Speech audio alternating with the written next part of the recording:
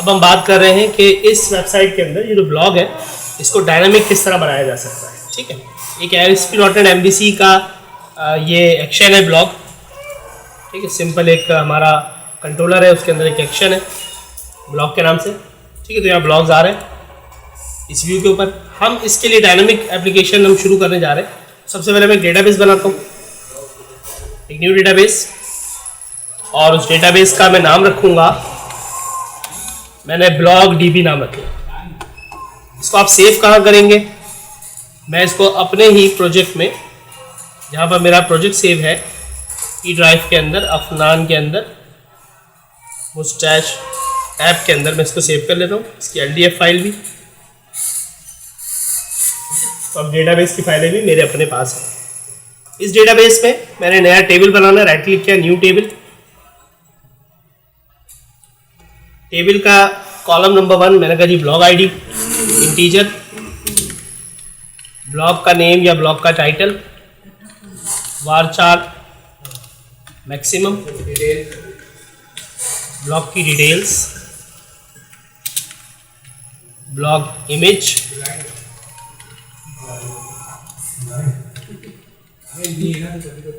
और ब्लॉग का status.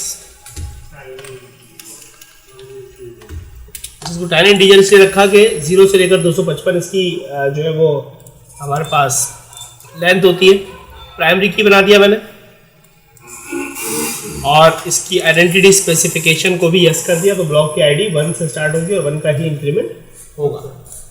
Save करने के लिए Ctrl+S दबाया, TBL ब्लॉग्स के नाम से मैंने इस टेबल को सेव किया।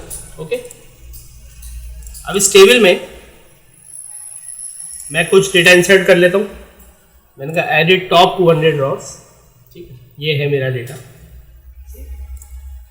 और यहाँ पर मैं डेटा दे सकता हूँ, इंसर्ट कर सकता हूँ। मैं अपनी एप्लीकेशन से भी करवा सकता हूँ। ठीक, एप्लीकेशन से ही करेंगे। ठीक, फिलहाल मैंने एक डेटाबेस का टेबल बना लिया है एंड दैट्स इट। यहाँ पर हमारी एप्लीकेशन में हम एक काम करने लगे हैं।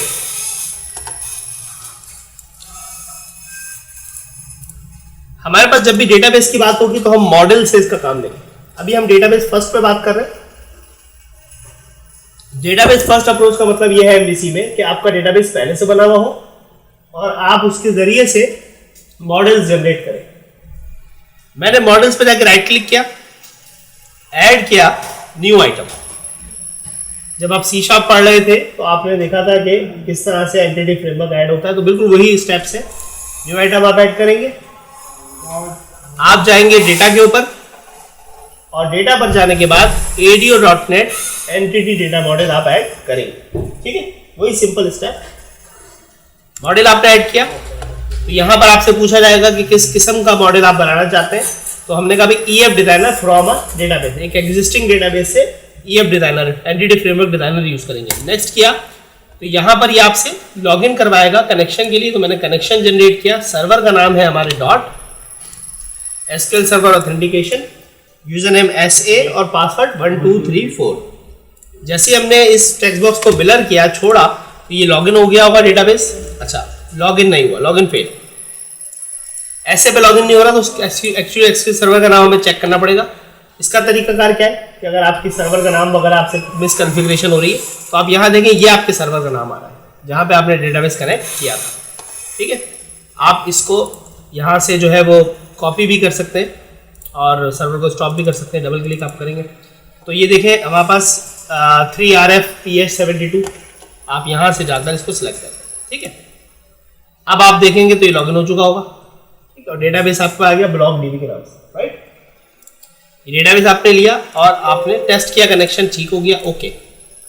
अब जैसे आपने इसको ओके किया तो अब आपसे पूछा जाता है कि आप सेंसिटिव डेटा मतलब पासवर्ड को आप ऐड करना चाहते हैं कनेक्शन स्ट्रिंग में या नहीं। अगर आप नो कर देंगे तो देखिए पासवर्ड वाली फील्ड गायब हो गई। अगर आप यस करेंगे तो पासवर्ड वाली फील्ड आपको नजर आ रही है। तो ये बेसिकली कनेक्शन स्ट्रिंग पूरी की पूरी ऐड कर दी जाती है इस नाम के साथ आपकी web.config की फाइल में, इस वाली फाइल में। ठीक है, अभी हम देखेंगे जैसे हम इसको ऐड करते हैं इस नाम से कनेक्शन स्ट्रिंग ऐड होगी और उसकी वैल्यू पूरी ये होगी। ठीक है, नेक्स्ट किया हमने एंटिटी फ्रेमवर्क 6। नेक्स्ट, डेटाबेस के कौन से टेबल आपको चाहिए। हमने कहा हमारे पास एक ही टेबल है, हम इसी के ऊपर काम कर रहे हैं। और मॉडल का नेम स्पेस ये वो भी है। जो कनेक्शन स्ट्रिंग का नाम रखा आपने वो ही मॉडल का नेम स्पेस ही रख दिया। नेम स्पेस से जिस तरह यहाँ पर आपका नेम स्पेस है मुस्टैश, अब इसका जो नेम स्पेस होगा ADF.NET वाले का वो ये होगा ब्लॉक DB मॉडल। चेंज कर सकते हैं अपनी मर्जी से, लेकिन बेस्ट ये है कि आप यही रखें ताकि आपको कंफ्यूजन ना हो कि ये जो आपका डेटाबेस का नाम है और जो नेम स्पेस का नाम है ये सेम होंगे, तो आपको आसानी होगी समझने में कि कौन सा मॉडल किस डेटाबेस का है। फिनिश किया हमने, तो देखिए हमारे पास थोड़ा सा ये टाइम लगाएगा, और अगर आपके पास ADF.NET की लाइब्रेरीज ऐड नहीं हुई भी तो ये उसको ऐड करने के लिए भी थोड़ा सा टाइम ले सकता है। ठीक है, यहाँ आपकी प्रॉपर्टीज में कई सारी DLL ऐड हो जाएंगी। DLL क्या होती है? Dynamic link library. ठीक है, ये कंपाइल्ड .NET का कोड है। ठीक है, इसके अंदर तमाम लाइब्रेरीज आपके पास ऐड हो जाती है, आप उसको यूज करें। आप उसका कोड नहीं देख सकते क्योंकि ये क्लोज सोर्स है। ठीक,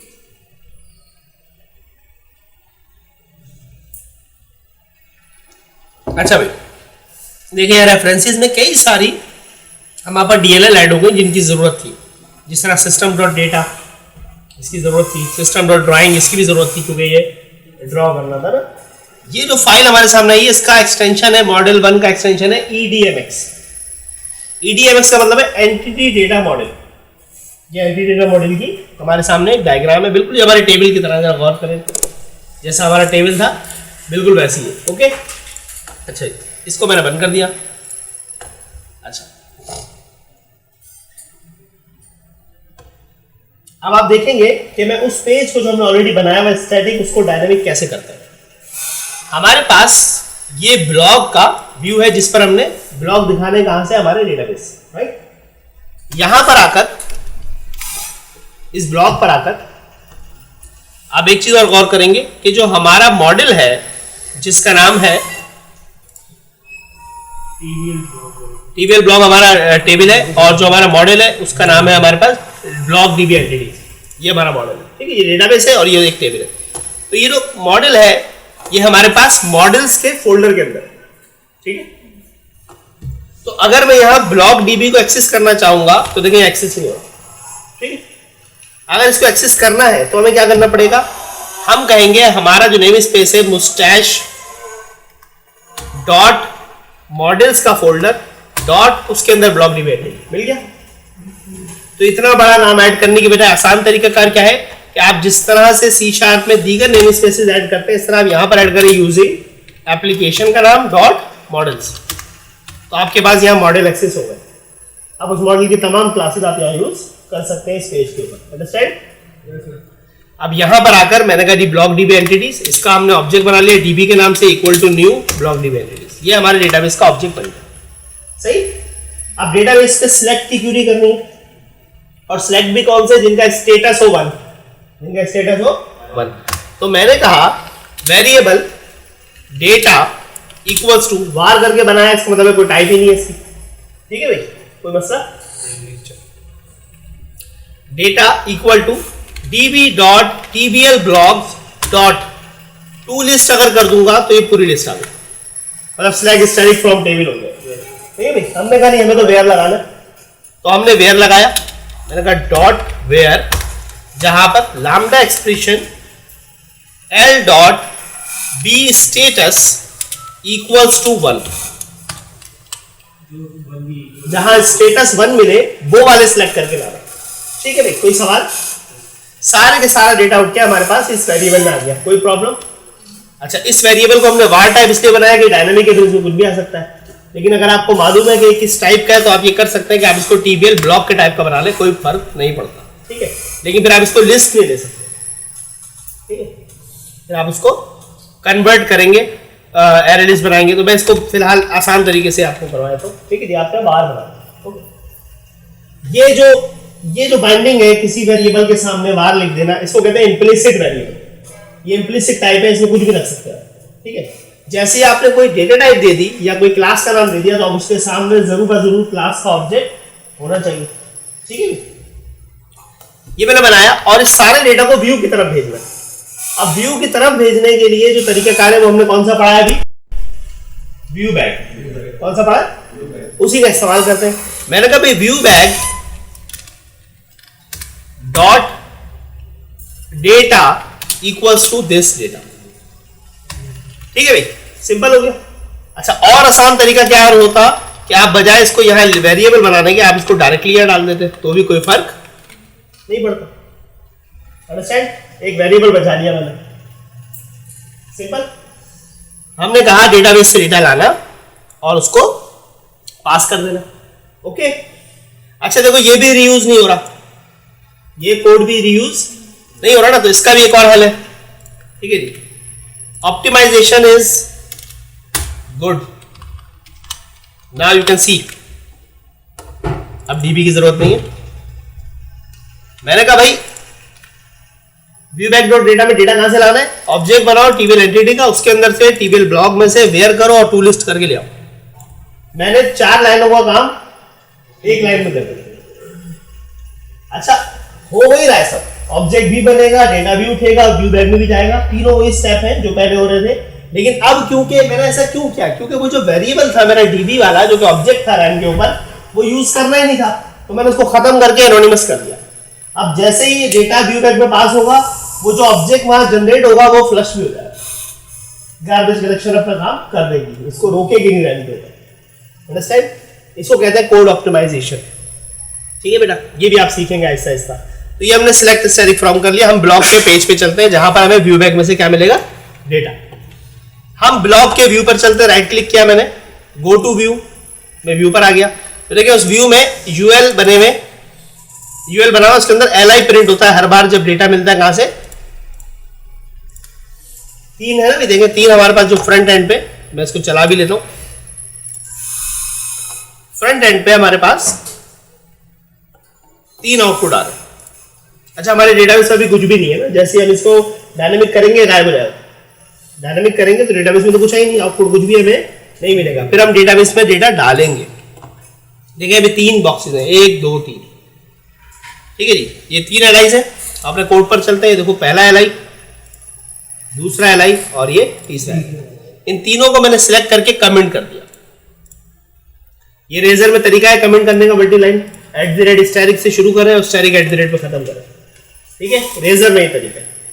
ऑलराइट, कमेंट ऐसी होता है रेजर में / वाला कमेंट नहीं होता। हाँ, HTML का कमेंट मैं यूज कर सकता था, मेरी मर्जी। अगर मैं HTML वाला जो कमेंट होता है जो इस तरह से हम लगाते हैं ऐसे करके, वो भी हम लगा सकते हैं। ठीक है, अच्छा अब देखिए जैसे ही मैंने ये लगाया तो ये गायब हो गए। ओके, अब हम यहां पर डेटाबेस से डेटा लाके प्रिंट करते हैं। मैंने कहा जी फॉर ईच, कौन सा लूप लगाया? फॉर ईच का मैंने लूप यहां पर ऐड किया। अच्छा, इसको लगाने का तरीकेकार वही है, ए इन कहां से लाना है। ठीक है जी, मैंने कहा जी viewback डॉट डेटा, यहां से मुझे डेटा मिलेगा और उसको ए में रख लेना। मिल गया, हर बार आउटपुट मिलेगा। आपने कहा जी पैराग्राफ में प्रिंट कर देना ए में से बी टाइटल। क्या प्रिंट कर देना? ए में से बी टाइटल को पैराग्राफ बना के प्रिंट कर देना, जितना भी मिले। अब आप ये देखेंगे कि जब हम यहां आते हैं तो कुछ भी प्रिंट नहीं होता, क्योंकि हमारे डेटाबेस में भी कुछ। अब मैं इसी पेज पे रहूंगा और डेटाबेस में कुछ एंट्री करते हैं। मैं डेटाबेस के टेबल पे गया, पहली एंट्री हम करते हैं टाइटल। अच्छा, तरीकाकार क्या है, हम वो कॉपी पेस्ट कर लेना कि गलती कम से कम हो। ठीक है ना भाई, why I grow my moustache, पहला टाइटल हमने यही लेकर पेस्ट कर दिया। ओके, डेटाबेस डिटेल्स, हमने डिटेल भी यही वाली उठाई और यहां पेस्ट कर दी। इमेज, इमेज का नाम भी देखिए मैंने ये नाम उठा लिया, इमेज का सिर्फ नाम पेस्ट कर दिया। स्टेटस मैंने लिख दिया 1, एक राउंड सेट हो गई। अब जब मैं यहां जाकर रिफ्रेश करता हूं तो देखिए टाइटल आ गया a.b टाइटल। तो टाइटल प्रिंट नहीं हुआ, ये तो लूप चला, आइटम मिला, लेकिन ये तो आपका टेक्स्ट ही लिखा हुआ गया। क्यों टेक्स्ट लिखा हुआ है? क्योंकि हमने यहां पर रेजर सेंटेंस इस्तेमाल नहीं किया। ठीक है, अब ये रियल टाइटल उसका आउटपुट देगा। देखते हैं, देखो टाइटल आ गया, वाई ग्रो बाय मुस्टैच। ठीक है भाई, हो गया। अब इसको सर वैसा ही रंग देना है जैसा रियल में था। तो ये एलआई आप यहां से कॉपी करो, एक पूरा एलआई कॉपी करो और उस एलआई को यहां पर प्रिंट कर दो। ओके,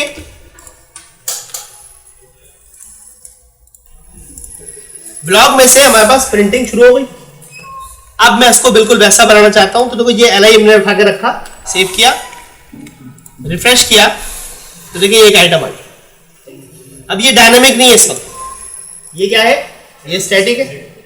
डायनेमिक कैसे होगा, मैं यहां पर जहां पर मुझे टाइटल प्रिंट करना है @a में से b टाइटल प्रिंट करूं, अब ये डायनेमिक है। इसी तरह इस जगह पर a में से b डिटेल्स प्रिंट कर दूं, ओके। इसी तरह इस जगह पर देखो वही पूरा पाथ वही है, मैं सिर्फ इमेज का नाम दे रहा हूं डेटाबेस में से लाकर, राइट। अब इसको हम रिफ्रेश करते हैं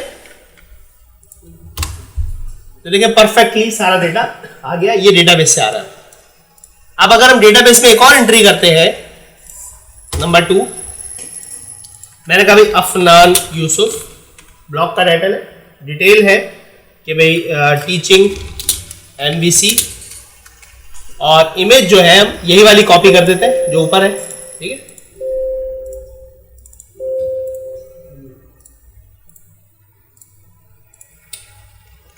अच्छा, यहां से हम इमेज का नाम ले लेते हैं, या हमारा जो फोल्डर है उसमें से इमेज ले लेते हैं। इमेज वही पड़ी हुई है ना, हम कोई इमेज रख भी सकते हैं, हमें इमेज अपलोडिंग भी पढ़ेंगे हम। यहां पर हमारे पास प्रोजेक्ट के अंदर कंटेंट के अंदर इमेजेस में इमेजेस मौजूद है, ठीक है। मैं इस वाली इमेज का नाम कॉपी कर लेता हूं और यही मैंने डेटाबेस में इंसर्ट किया, और स्टेटस मैंने भेजा 0। स्टेटस क्या भेजा? जब स्टेटस 0 भेजा तो डेफिनेटली एक ही प्रोडक्ट आ रही है, एक ही ब्लॉग हमारे पास उठकर आ रहा है, क्योंकि हमने सिलेक्ट किया हुआ है वो जिसका सिर्फ 1 हो। अपडेट कर लेते हैं, मैंने इसका स्टेटस 1 किया, ठीक है। अब कितनी रोज आएंगी, देखिए 2 रोज आ, ठीक है। अफनान यूसुफ टीचिंग MVC, और ये बटन वही है जो लगा हुआ लूप है ना भाई, लूप आप प्रिंट करता रहेगा। तो आइटम हमने जो जो ऐड करना है डेटाबेस में वो काम हो गया, ठीक है। ये तो हो गया सर। अब इसको डायनामिक ऐड भी करवा लें। ये जो है स्टैटिक एडिशन थी हमारी, एडिशन कैसे होगी उसके लिए देखें काम करते हैं। ये वाला एरिया क्लोज किया मैंने सारा, जहां पे मेरा काम हो चुका। अब मुझे एक कंट्रोलर बनाना है जिससे मैं ब्लॉग ऐड कर सकूं, अपडेट कर सकूं, ठीक है। तो देखिए हम क्या करेंगे, हम जाएंगे कंट्रोलर्स पे और राइट क्लिक करके ऐड करेंगे न्यू कंट्रोलर, ठीक है। अब की बार जो कंट्रोलर हम बना रहे हैं वो कंट्रोलर हम बना रहे हैं with views using entity framework. ये जो कंट्रोलर है ये अपने व्यूज भी खुद बनाएगा और इसमें एंटिटी फ्रेमवर्क का इस्तेमाल होगा। कि आप सिलेक्ट करके जब आप ऐड करेंगे तो आपसे पूछेगा भाई मॉडल क्लास बताएं, ये जो कंट्रोलर है इसका मॉडल क्या है, ये किसकी बेस पर आप बना रहे हैं, ठीक है। तो हमने कहा मॉडल क्लास का नाम है TBL ब्लॉक, आ गया मेरा टेबल। अब बता रहे डेटा कॉन्टेक्स्ट क्लास, मतलब डेटाबेस कौन सा है इसका। भाई मॉडल तो मिल गया हमें, ठीक है भाई, इस हिसाब से बना देंगे हम, लेकिन वो कौन सा डेटाबेस है जिसपे ये बाइंड होगा मॉडल, ठीक है। तो हमने डेटाबेस बताया हमारा, या गया DB ब्लॉक, DB एंटिटी, दोनों क्लास है। गौर करेंगे दोनों क्लास है। तो एंटिटी फ्रेमवर्क करता यही है कि डेटाबेस के अगेंस्ट में मॉडल बनाता है, ठीक है। व्यू बनाना है, मैंने कहा आज ही बनाना है। लेआउट कौन सा यूज करना है, फ्रंट एंड का, मैंने कहा नहीं, फ्रंट एंड का लेआउट यूज कर भी सकते हैं क्योंकि उसमें तो हेडर फुटर आ रहे हैं, ठीक है। हमने कहा भी लेआउट फिलहाल कोई यूज नहीं करना, सादा सा बना दे लेआउट ना, ये एडमिन पैनल बना रहा हूं।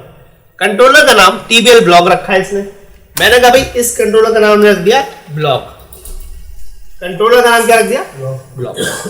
ऐड किया मैंने तो देखिए स्काफोल्डिंग हुई, कुछ ऑटोमेटिकली कोड जनरेट होना स्काफोल्डिंग कहलाता है, ठीक है। तो ये इंसर्ट, अपडेट, डिलीट, सिलेक्ट, 4 देखिए जरा, इसने 4 जो है फंक्शन बनाए सारे, और सारे व्यूज भी जनरेट कर दिए, ठीक है। तो तमाम जो एक्शंस हैं वो तैयार हो गए। अब हम एप्लीकेशन को चलाते हैं, ठीक है, और हम देखते हैं कि इसने ये जो ब्लॉक का कंट्रोलर है इससे क्या बनाया, ठीक है। गौर से देखना है, एप्लीकेशन मैंने रन की तो एप्लीकेशन तो फ्रंट एंड से चलेगी, ठीक है। हम डायरेक्टली कंट्रोलर को कॉल करते हैं ब्लॉक वाले, ठीक है। देखो ये तो चल रहा है, ओके, ये सब चल रहा है, ब्लॉक भी आ गया, ये फ्रंट एंड है। हमने यहां से वेबसाइट की बजाय ब्लॉक वाला कंट्रोलर कॉल किया, तो देखो एक बगैर किसी लेआउट के एक पेज आ गया। इसमें देखो यहां पर एक ये टेबल है, इसमें एडिट, डिलीट, डिटेल, दूसरा ये रहा, दोनों रिकॉर्ड आ गए जो हमने ऐड किए हुए। हमने कभी क्रिएट न्यू, देखो क्रिएट न्यू पे गए, हमारे पास टेक्स्ट बॉक्स बने हुआ है। स्काफोल्डिंग का फायदा। टाइटल आप दे सकते हैं, मैंने कहा भी एपटेक टाइटल है। डिटेल मैंने कहा ACCP कोर्स। इमेज मैंने वही इमेज कॉपी पेस्ट कर दी जो पहले मैंने ली थी, और स्टेटस दे दिया 1 और क्रिएट किया। जैसे क्रिएट किया देखो एक और इंसर्ट हो गया इंसर्ट। अब जब ये इंसर्ट हो गया तो आपकी एप्लीकेशन में, जो एप्लीकेशन आपकी चल रही है इसका URL ले लेते। आपकी एप्लीकेशन में ब्लॉग के अंदर देखो तीसरा वाला ऐड हो गया एपटेक। अब आप यहां से इंसर्ट करते जाए और वहां पे व्यू होता रहेगा। ठीक है, फ्रंट एंड भी बन गया, ये एडमिन पैनल टाइप बन गया आपका। ठीक है, अभी हमने इसका कोई लेआउट नहीं लगाया तो इसलिए अजीब सा दिख रहा है। अभी इसमें हमने कोई काम ऐसा नहीं किया हुआ। ठीक है, देखो अगर हम क्रिएट का बटन दबाते डायरेक्ट वो क्या कह रहा है, the field is required. Validation भी लगी हुई है, वैलिडेशन भी लगी हुई है। ठीक है, तो उसके भी तरीके कार होते हैं, किस तरह वैलिडेशन लगाना सीखेंगे सारा, बट ये बेहतरीन हो गया। ठीक है, अच्छा इसलिए बैक टू लिस्ट, ये तो पूरी लिस्ट आ रही है। अभी एपटेक है ना, इसको अपडेट करना है, एडिट पे क्लिक किया, देखो एडिट के लिए खुल गया। आपने कब इसका स्टेटस 0 करके सेव कर दे, हो गया स्टेटस 0, तो अब फ्रंट एंड पे ये वाला लास्ट एपटेक वाला नजर नहीं आएगा। तो एक कंप्लीट डायनामिक एप्लीकेशन आपकी तैयार हो गई एक पेज की फिलहाल। ठीक है, इसी तरह से पूरा सॉफ्टवेयर बनता है। ठीक है, मतलब टेबल्स होंगे, टेबल से कंट्रोलर्स बनेंगे, कंट्रोलर्स के एक्शन वो खुद ही डिफाइन कर लेंगे। स्काफोल्डिंग, अगर आप डेटाबेस पे काम कर रहे हैं, आपकी एप्लीकेशन रेडी है। अब फ्रंट पे दिखाना कैसे, उसके लिए हम टेम्पलेटिंग करते हैं। ठीक है बेटा, तो सब लोग इसकी प्रैक्टिस करें। हम अगले लेक्चर में मजीद इस पे बात करेंगे कि इसको और इन्हांस कैसे किया जा सकता है। जिस तरह से अभी एक चीज है यहाँ पर, इमेज कैसे अपलोड होगी। ठीक है, तो नेक्स्ट लेक्चर में हम इमेज की बात करेंगे। सही है।